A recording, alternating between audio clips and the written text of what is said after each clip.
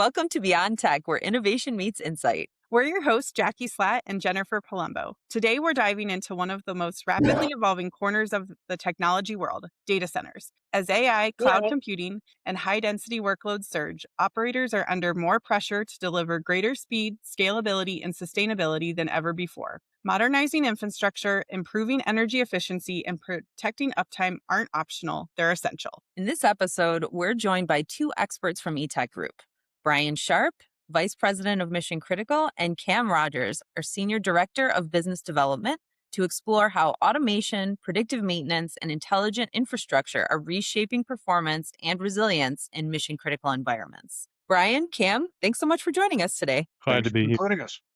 I'm so glad that we finally got to get together. We've attempted a few times to record this episode and it just hasn't worked out. So just a couple of months into 2026, and it's very clear that the data center industry is continuing to grow rapidly. Can you help us unpack what is driving that growth and where do you guys see the industry going in the next few years? Well, the data center industry has been growing for a long time, over 10 years. Maybe you could argue to say over 15 years, but in the last couple of years, when AI started to being used more and more, it impacted everything. The up and to the right line turned into a hockey stick. So everything got accelerated because AI requires more computing power, more cooling, redesign of data centers, and it's a lot of work. So there's even more construction in data centers happening now than there has been ever. And I think it's going to continue to grow. Are there any trends that you're seeing in the last few years that are really driving growth and just maybe change in the way that data centers are being built, being operated? Well, a lot of it has to do with the size of the racks, how many kilowatts it takes, and also how much heat the racks generate now. It's been increasing over the years. So every time that happens, that means you need more power, you need more cooling capacity, which changes the design of the data center, how much cooling capacity you need, how much power you need, the availability of that power in different parts of the country. So that's changed the map a little bit on where things are being built and so forth. Makes sense. When you say cooling technology, can you explain to someone who is not in data centers what that looks like? Because I'm picturing a dunk tank. Well, it used to be that air, cooling the data center, the data halls where the servers are, where all the heat's generated, was done by air cooling. But because of the amount of heat generated, that hasn't been enough. And now they've gone into liquid cooling. And some of that liquid cooling is direct to the chip. And if it gets hotter, and as it gets hotter and hotter, there's different methods of doing that. And then you can get to the point where you're actually immersing the servers in a liquid that doesn't conduct electricity, but you're actually immersing the entire server into a tank. But that's for really high capacity racks with lots of heat generated. You think things like AI, is that what's driving that need for differentiated cooling? Yeah, absolutely. The chips they burn hotter and they generate more heat. And on top of that, there's just more capacity needed because of the continued expanded use of AI and everything that a data center does. Yeah. What other things are you seeing? I mean, AI, obviously, everybody's utilizing it. We know how much energy it is consuming. What are you seeing in the way that is influencing infrastructure and automation strategies for these data centers? I think I can jump in on that. I think the biggest thing we're seeing is that it's resulting in larger buildings and larger campuses. Yeah. Just because of the amount of compute required within a site. A 40 megawatt building used to be a big data center. And now that's actually becoming kind of a small data center. And we're seeing data centers anywhere from 100 to 200 to even 400 megawatt underneath a single roof. With that, what we're also seeing as far as the impacts it's having would be the density within that building. Whereas before, you were looking at what would have been maybe 8 to 10 kilowatts to a rack. And that was back in the day. I've been, 24 years ago when I was selling monitoring systems data centers, there were talks that, well, someday we're going to get up to 16 or 20 or maybe even 25 kilowatt to a rack someday. And everyone's shaking their head saying, no way, that's not going to happen. Well, the reality is now, 50 to 100 kilowatt to a rack is becoming commonplace with some of the new chips and some of the new GPUs that are out there. Now we're looking at 300, even 400. And recently at the NVIDIA GTC conference, they were actually showcasing racks that had over basically a megawatt right to the rack itself, which now all of a sudden, the amount of cooling that's required to get that kind of manage those chips and keep those chips cool, it's a whole new strategy as far as how to manage that, how to keep that cool. What we're seeing now is that these sites have to be built out, whereas an old site that might have been a greenfield site, that existing site, it's not really quick and easy to retrofit an old building with these new technologies. So now what's happening is we're actually seeing, these larger campuses that are coming into play, requiring an extreme amount of power and even cooling. One thing that I think that's kind of interesting that I've been hearing a lot about, and there was actually talk of it at a DCD conference. A lot of people are concerned about all the data centers, and I might be going on a tangent here, what the impacts are, and there's different areas that are starting to as far as really push back on data center builds. And I think at the DCD conference, it kind of came to light when one of the speakers was talking that there's some Girl Scouts out there actually picketing against data centers. And didn't quite, I would have loved to ask the question, well, are you ever on social media? Are you ever on, watching movies on Netflix? Are you ever, I mean, there's so much required, and people don't quite understand that with the power that we're seeing today and the cooling that we're seeing, it's not having that impact that, I think a lot of people think that it's having. And I think that's just a matter of public awareness, what impact it actually truly is having there. Well, Um, that you know, makes sense. And as a former Girl Scout myself, I'm very proud of them for exercising their First Amendment right, which I think is fantastic. But you bring up a good point. I mean, I think, and I'll keep going down the tangent because I like to do it. But I think the concern on the effects around the environment, the energy usage, but a lot of the work that goes into the automation and the design of the buildings is meant to mitigate some of those concerns, right, about energy usage. Can you talk a little bit more about that? But I think the biggest thing that we're seeing trending as far as when you're looking at the energy side of things, certainly there are grid restraints that are impacting what available power is, and that's actually driving where builds are even delaying builds that we're seeing. But now we're looking at other alternatives. We have stranded natural gas, for example, and we're seeing more sites that, as opposed to utilizing utility power, they're utilizing the actual natural gas within the area and doing on-site power generation. We're looking at other means. We might be, as far as small modular reactors, or utilizing more nuclear reactors to help power these sites as well. So there are a lot of other options that are out there.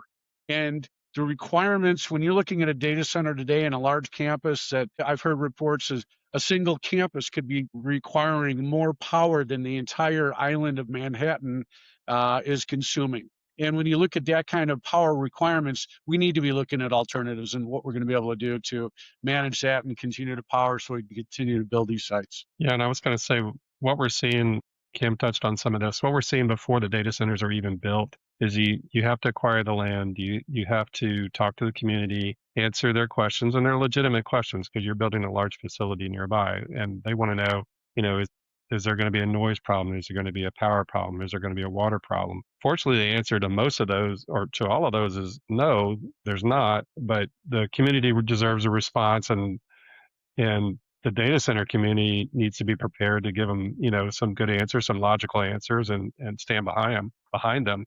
It's one of the cleaner builds that you can do for the community. But of course, they have concerns, especially when you talk about power and water and all that kind of thing. The biggest thing, a big thing that data centers are really gauging that their metrics on are what's called PUE, or the basically power usage effectiveness. And closer they can get to a 1.0, which is a perfect, where they're utilizing, as far as the power coming in, everything is going down to the servers as opposed Hmm. to loss within the site or in cooling or wherever it might be.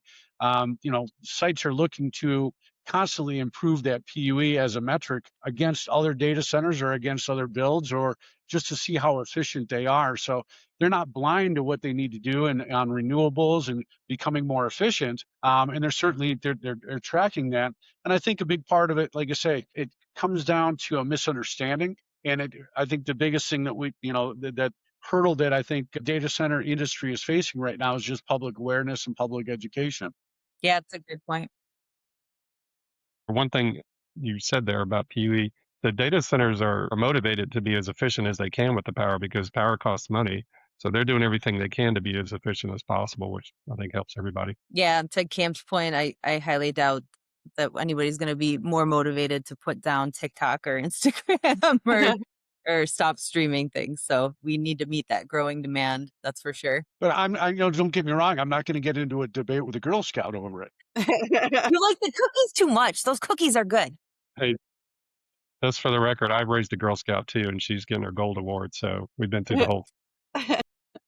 We love to see it. Like you touched on a little bit of the misconceptions about building a data center, but what are the misconceptions about the automation within a data center and how kind of people think they work? When people look at as far as what AI is doing today, and, oh well, everybody's going to be losing their job. Nobody's going to have a job tomorrow because of AI. And the thing is, people are always going to be needed. It's just the shift in what that workload might look like.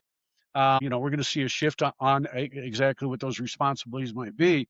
But when you start getting into, as far as the information that we're pulling together, and that we have that visibility to, what we're doing with that AI, even within data centers today, we're able to kind of take a look at and getting analytical on if we change this process and put this into place and maybe turn this off or turn this on, getting into more of a predictive analysis, a better understanding of exactly what's going on and how it's being handled. It also, with the automation, it gives a lot more visibility to that current and historical information. So now you can look at trends, you can see trends, see what happened over time, what impacts different changes had towards becoming more efficient in the big picture. So I was going to talk a little bit more granular about that. I believe that data centers industry is still a relatively new industry. It's been around for a while, say 20, 25 years, something like, or maybe a little bit longer.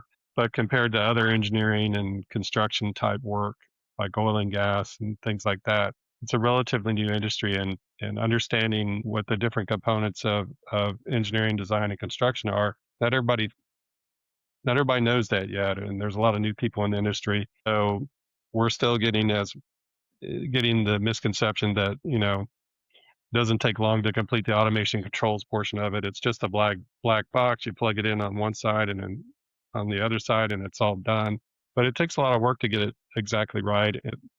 The system integration and the controls portion of the data center is really the brains and the nervous system, or whatever you want to call it, for the data center. And it's pretty complicated, making sure everything is integrated the right way. So please, if there's any owners or general contractors listening, give us a little time. We'll do it as fast as we can and as efficiently as we can. But just, we all want to get it right, so we'd appreciate that. I know you have, I think I've spoken with both of you about just the crazy percentage of uptime that all like the different tiers in data centers need to maintain. And so how, like critical it is that it's done right and can be monitored the way that it needs to be monitored.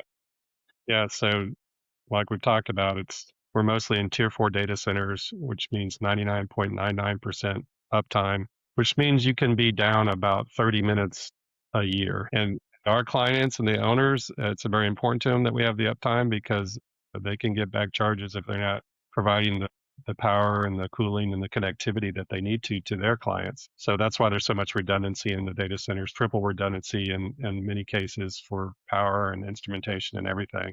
Yeah, it's a big deal. I mean, it is, like, again, very critical. I feel like anytime there is a outage, it becomes a news story if Instagram's down for an hour or something. I mean, we all notice right away. And it is a part of everything that we do across a lot of industries. Gotta get my light back. Yeah. Well, to that end, I mean, it's certainly a challenge, and I would imagine there's heavy financial impacts to the clients and to their clients and to them. What are some other challenges that you see that owners and operators of these data centers have? They're trying to decide what technology is best for them, and there's still conversations going on about DDC versus PLC. And a lot of cases, in most cases, we recommend PLC because it's built for mission critical type projects. There's more redundancy and reliability in it. But some clients still want DDC, and that's okay too. We can do that as well. there's a lot of there nowadays there's a lot of established clients and data centers, but there's also some new up and comers who've had an influx of cash from investors or whatever, and they've decided that they want to get in the data center industry. So the responsibility of people like us, system integrators, is to explain all the different advantages and disadvantages of different types of technology, maybe where they want to build, and what type of software they want to use and everything. So we're doing more of that lately because there's a lot of new players coming in, and not just small players, people with good amount of backing cash wise, and they're building some big data centers. So you would say like we're a good sort of partner to like kind of manage all of the complexities that they have in front of them, so they're making the We're the best best choices. partner for that. You, you could call us the main automation partner if you just You We want. could bet. call it Well, that. but brownie points for marketing. Brown Girl Scouts? Anyone? Oh, it's coming for full circle. All right. I can't promise that my bad jokes will stop there. We love them. Thank you. So I've heard you guys talk about gigawatt data centers. How is the industry addressing the increased gigawatt power requirements for modern data centers? Cam, you want to take that? One area, and I touched on it earlier, SMRs. And I think that's going to be something when we look at small modular reactors or nuclear. When you look at it, doesn't get much greener than that. And again, I think that comes down to the education. Some of the restraints with that, though, are the costs. And when you're looking at the costs, potentially billions of dollars to put in a small modular reactor, at what point is that economical? But in the same breath, every day you're hearing about new campuses that are coming out that are $10 billion, $15 billion campuses. So at what point does $1 billion or $5 million, what's $1 billion between friends? It's when we're looking at, but certainly when the thing that you hear about renewables and people mention, well, what about solar, what about wind? And there was a figure that I heard once that really stuck with me, in that when you look at solar, for example, in order to power 1 megawatt, you need about 6 to 8 acres of panels. Well, take that by times that by 1,000 for a gigawatt site. So now you need 6 to 8,000 acres of panels just to power that site. And that's great when the sun's shining, but how are you going to keep that power going at night? Now you need some way to store all of that power for when the sun is not shining, or for in the middle of the night. So it just doesn't become realistic. You're not going to look at 10,000 acres of land with solar panels on it just to be able to manage your data centers. That's where, another big push, as I mentioned earlier, looking at, for example, the untapped resources that we have, where you have natural gas. And there are large pockets in Texas. And instead of having to run all the power infrastructure out to an area, you build these sites where that available resource is, and then you generate the power right there. And that's why we're starting to see more and more sites popping up in the middle of nowhere, because that is an option. And whether it's powering 100% or whether it's powering 50, or whether it's backup power, it is available resource that certainly can be tapped. I think we covered the cooling. I don't know if you had any other things to add. I mean, we talked about it a little bit earlier on in the conversation, but are there any other emerging alternatives to cooling that you guys would want to discuss? No, we talked about the ones we talked about the majority of them. There's some new stuff coming, but it's pretty really in the experimental phases right now. So I can't talk to that very much yet. Yeah, that's fair enough. Yeah, I feel like we covered a fair amount of it. Well, kind of switching gears here then, getting back to the operators and the engineers that are running these data center environments, what advice would you give them in terms of future-proofing their data centers? I like modularity. And when you're Yeah, looking at the modular approach, it solves a lot of issues. Whereas you have a typical building, and what they've been doing is they've been building out the power infrastructure, building out the racks, building out all the cooling in the building, ordering parts, and that's becoming a more of an issue too, is the longer lead times. And with a modular approach, which we're starting to see more of, what you're able to do is build out the critical areas, whether it be a row of data center cabinets or power or cooling, and build that in facilities off-site. And then once you have your building in place, you can relocate those. So you can start building those out months and even Yeah. years in advance. have them ready to go. So once that building is in place, it's a matter of moving these kind of a modular approach over to the site. And it also plays well for retrofits down the road as technology changes, which it's going to continue to do. And right now we're looking at AC solutions. And if we start looking at DC solutions and move into like an 800 volt DC solution to the rack, well, that's going to create major impact on the infrastructure of the existing buildings. Whereas with a modular approach, you can pull that section out and put in the new without having to do a forklift overhaul. Yeah, Cam touched on modularity helping your schedule because you can do a lot of stuff in parallel. You don't have to wait for something else to happen while you're building your module. But it also helps a couple other problems. It helps, there's a resource problem or a manpower problem. If you're building a data center or a remote location or wherever you're building it, in a lot of cases, there's a shortage of resources, electricians, technicians, and that type of thing. So if you have an established skid manufacturer, module fabricator, you can, you already have your resources there. They drive to work the same time, same place every day, and you have a controlled environment that if you have a big enough shop, you can be building these on the inside, so you don't have to worry about weather, temperature, all that kind of thing. It's controlled environments. Normally, your quality is better.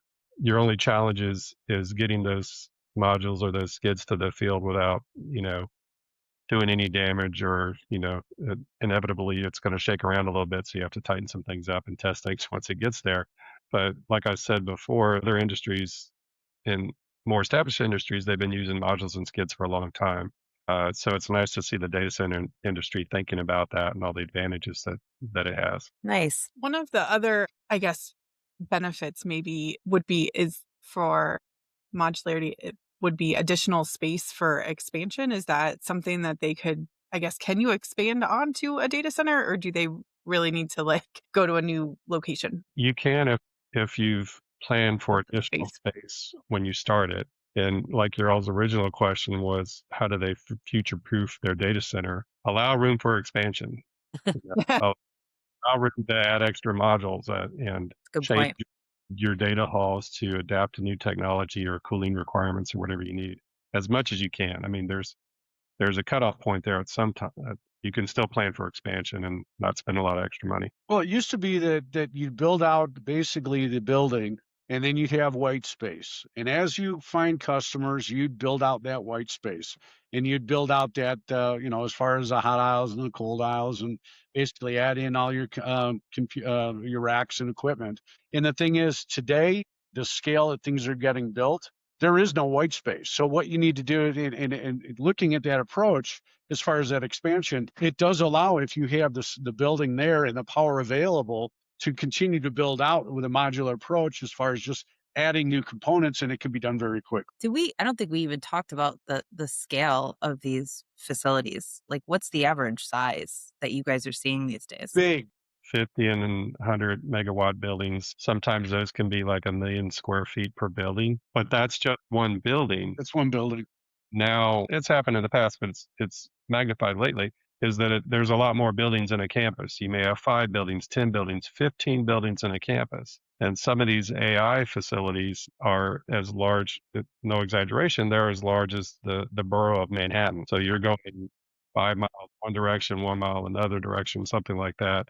And if you're from Manhattan and know the exact dimensions, I'm sorry, I don't know what they are, but but they're very large, taking up a lot of land and giving a lot of people some work to do for, you know, one building. If you're building one building at a time, you could be working on that data center for 5, 6, 7 years. We got one campus it's literally it's a 5 mile by 7 mile plot of land. So you're looking at 35 square miles for a data center campus. Wow, that's insane. Yeah, I'm trying to like picture that my whole drive to downtown Cincinnati.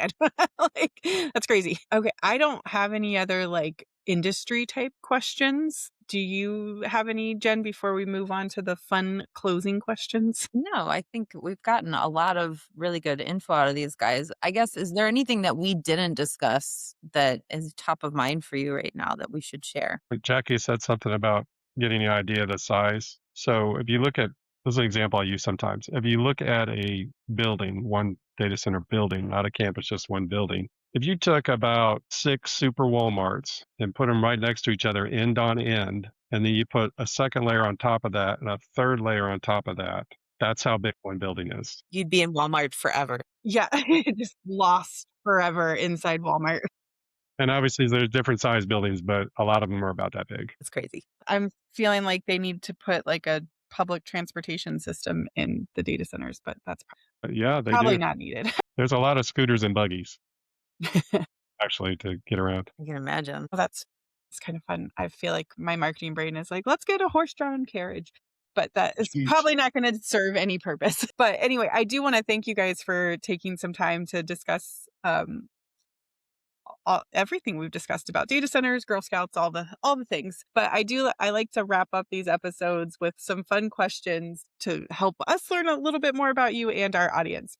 What is one thing you've learned the hard way in your career? And make sure your microphone's on or off in the meeting when it's supposed to be. Sage advice. Put your dogs outside before you start a podcast. We love dogs, though, on this podcast. I was going to say that was the alternative name, Beyond Tech or We Love Dogs. Yeah, one big one that I've learned is that obviously a lot of these meetings and as far as Teams meetings and whatnot, you might have AI notes running in the background. And just remember to exit the meeting when people leave the meeting. Don't continue your conversations. Leave the Yeah. meeting and pick them up elsewhere. Yeah. Don't let AI take those notes. Yeah, you don't need to note everything, right? I have a question. What's your favorite Girl Scout cookie? I like Thin Mints, Yes. not my in the freezer. favorite. Pretty good. Don't I like like the peanut Samoas. butter. The limit, Samoas. yeah, Samoas. Yeah, I'd say Samoas. That's the one with the coconuts, right? Yeah. Yeah. Always good. What about you, Jackie? I do not like Samoas because I think coconut tastes like sunscreen. So You've been I'm eating a too much Thin Mint. sunscreen. I don't know, but that is what in my head when I smell it, I'm like, this is sunscreen. We're just eating sunscreen. So they have a lemon flavor. What do you guys call the lemon flavor? Those, Lemon snaps or something like that. I thought they were like, they're not tagalongs. That's something different. No, that's Tagalon's the the chocolate peanut butter. trefoils. Yeah. Oh, So, dang. I'm a Did terrible you Girl Scout. know that the flavor of the lemon cookies or any of these cookies are different depending on what region of the country you go to, because you have different distributors of those cookies. So different companies make the cookies depending on what region of the country you're in. Now, think I it's am fun. right on the border of the Dayton bakery and the one in Northern Kentucky. So depending on so who you buy can- your Girl Scout cookies from, you get different options. And so I did know that, but Yeah, you experience. and this is important information. It is very important.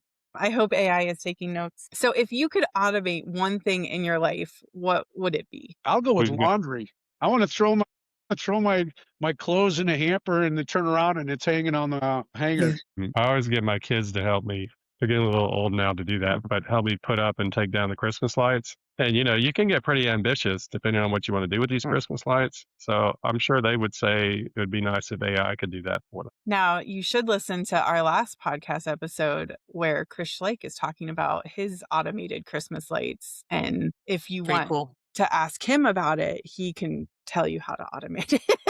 But are they putting themselves up and taking I themselves don't down? think they are doing that, but they are going to music. So Yeah, actually, Sandy has some of those installed at her house, and they're called jelly lights or something like that. And it's there's an app on your phone you can change the colors depending on the season. And the way they install them is where they're not real visible when you're just looking at them during the day. You don't really notice they're there. So maybe that's problem's already been solved. all right, this is still always and forever will be one of my favorite questions is how would you describe your job to a 5-year-old? I tell them we keep the internet cold, or we keep you hear everybody talking about the cloud, right? Well, the cloud is where all your games and everything that you play on the PlayStation or Xbox or whatever now on phones. Well, that all comes from the cloud or the internet. If the cloud gets too warm, none of that works. So we keep the cloud cold. So everything you use every day on your phone or your iPad or your game system or whatever is always working all the time. It's a good one. I always think of the Zoolander clip where they're like, the files are in the computer. And then they start like beating the computer up to get the files out. Anyway, that is probably not relevant to It a is date, a classic film, though. but it is Yes, just it is. constantly in my brain. Completely right. So my final question is, what would you like to see us cover on future episodes of Beyond Tech? I'll go with how to avoid getting pulled into podcasts. It's too late. No. You're here. But don't get me wrong. No, this has been great. This has been fun. I don't have anything to add to that. Be listening for that episode, I see. But we do appreciate you guys taking some time and talking with us. I think this was fun. Hopefully, we'll get you in for another one, I'm sure. Thanks again for your time today. It was great to chat with you. That was great chatting with you. And one last thing before we go. eTech Group is growing, and it's an exciting time to be here. If you're looking for challenging work, great people, and the chance to be part of a company that's clearly building for the future, we'd love to connect. Visit etechgroup.com/careers to see our open roles.